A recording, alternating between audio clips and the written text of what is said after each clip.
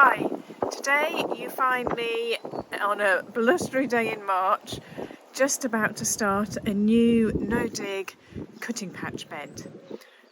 The bed will be used as a complete bed, so it's going to be used to plant an array of seeds that will function as a whole cutting patch, a small cutting patch, but to take you throughout the seasons, so that I can show you what you can do in a small space. So if you're interested in how I create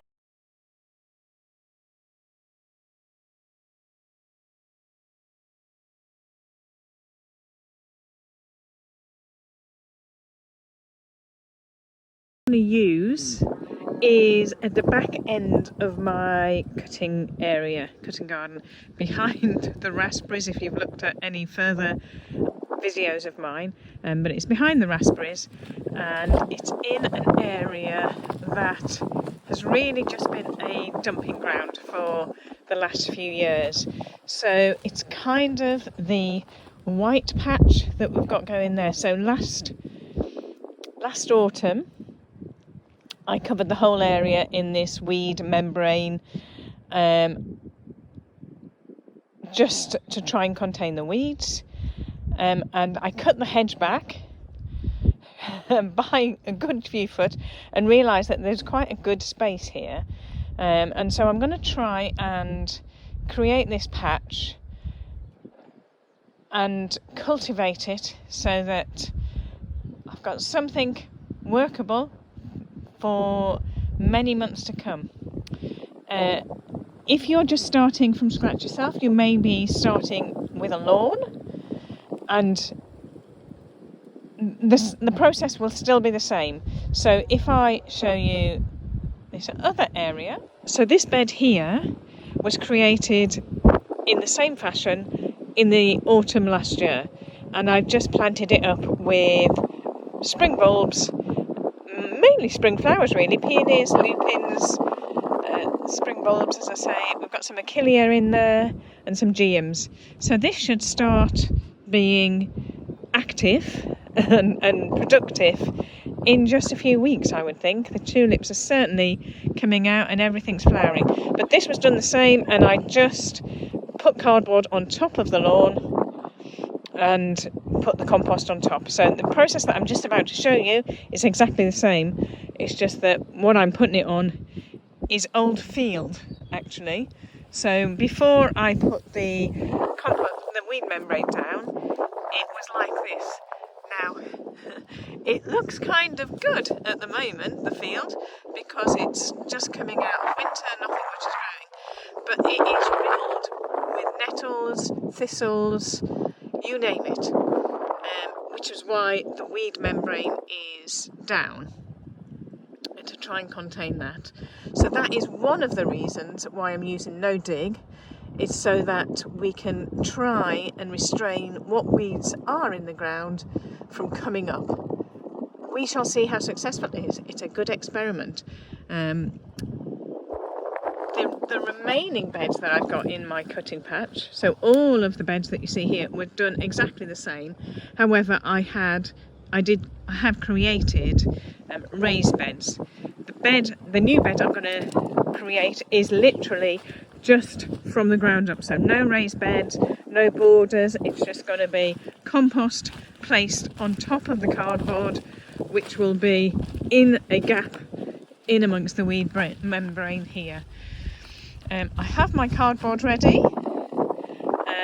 I need to do a bit of a clear out of all of the weeds and debris that's surrounding the place first, and then I can get on with laying out my cardboard, and I will be back after I've done that. Okay, I have uncovered the bed. It is roughly 1 metre by 3 metres, give or take a few centimetres here and there. It is a bit lumpy and bumpy. Let me go to the other end. It might be more obvious. So we are on a slope, which never helps. and this was used as a dumping ground for bits of compost and things, so there are lumps. So normally I would say just put the cardboard down, but I'm actually going to try and level it out. I'm not going to try and get rid of the slope because it's not a raised bed. I can't do anything about it, we just have to live with that. But I'm going to get rid of the lumps so that I can have an even layer of compost on the top and the bed looks even.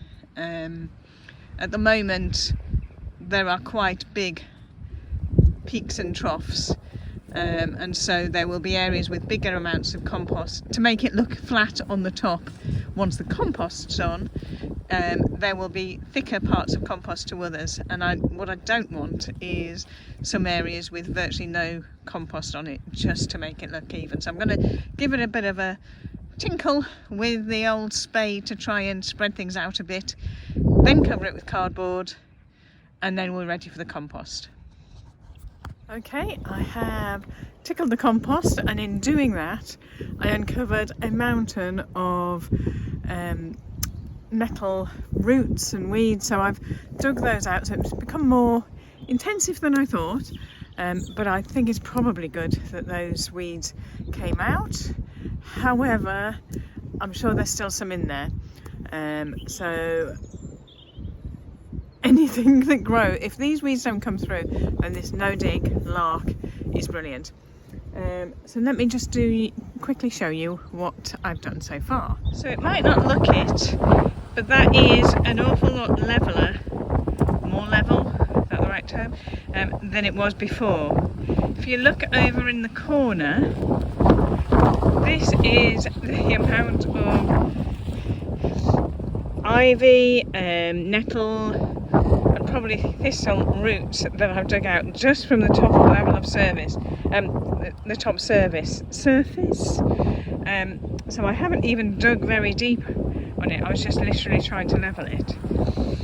So it's kind of good that it's out, but it'll be a miracle if the cardboard contains all of the weed that is in that bed and it doesn't come through the compost. But we shall see. That's all about what no dig does.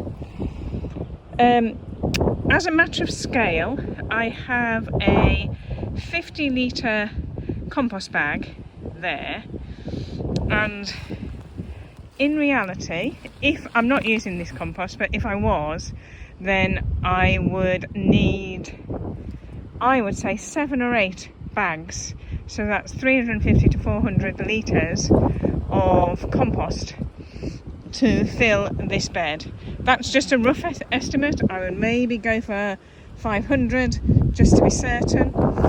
The idea being that this bed will be proud of the paths either side, and the depth of the compost will be about 10 centimetres, so a finger depth. So, you know, it needs to be good, thick layer, so it's not just a sprinkling. This is good soil, actually, that's underneath it. It's just full of weeds.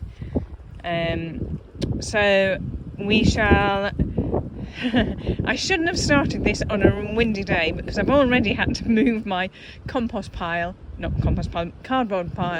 inside so that it stops it blowing away. So I'm not sure whether to put the cardboard on and cover it with bricks and then slowly bring the compost, removing the bricks as I go, or do them in sections. We'll see how windy and how well the weather wants to treat us. I have some damp cardboard there already that was hanging around, so I'll put that on first and let's see where we go. So let me fight with the wind to get the cardboard down first and see what happens. Before I get engrossed with the cardboard, I will be putting the cardboard overlapping the path, so there will be, so that there's not a opening between the weed membrane and the new bed, so the cardboard will overlap it, and that's to try and avoid any of the weeds that are underneath escaping through any possible gaps. So I will be overlapping it, as I say, possibly by about 4 inches. But we'll see how it goes. So the bed might, or the cardboard bed, will look significantly bigger than the actual bed that it will end up being.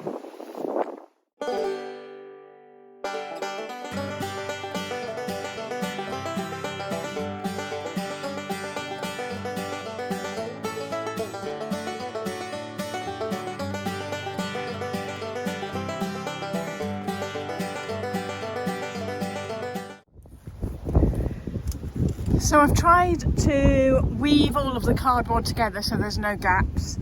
The bricks hopefully will hold it down enough whilst I go and get some compost. So that's my next job.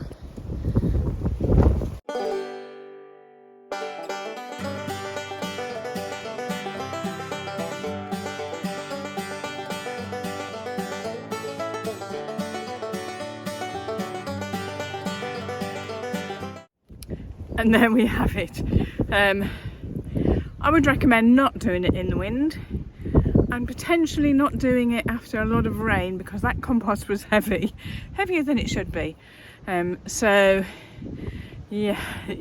Now if I was doing this in the summer, compost would be lighter, but also I would water the cardboard beforehand so it will decompose quicker. I don't want it to decompose too quickly because I want it to keep as much light out for the weeds as possible. But in the summer I would do that, otherwise it'll just stay being cardboard for quite some time.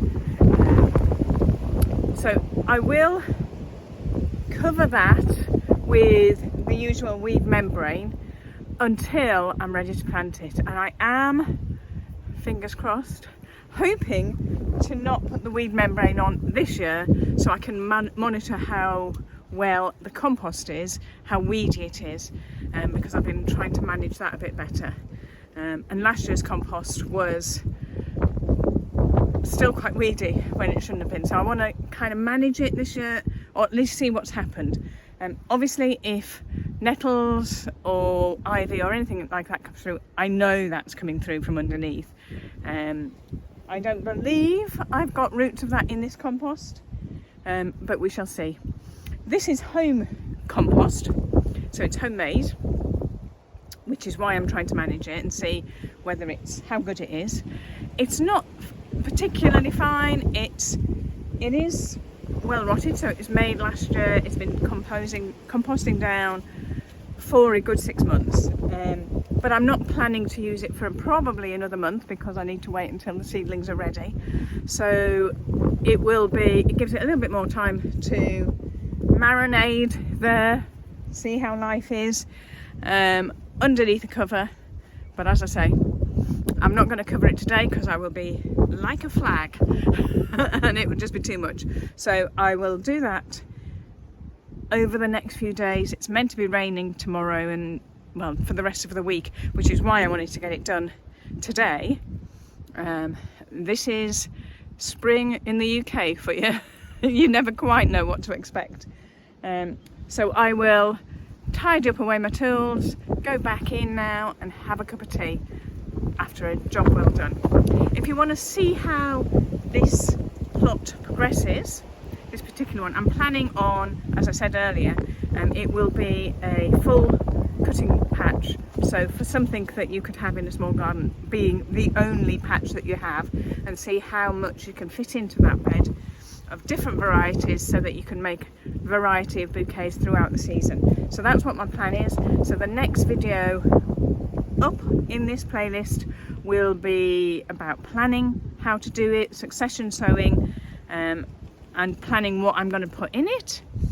And as the season progresses, there will be updates on this particular bed so you can see how it's growing. Thanks for watching.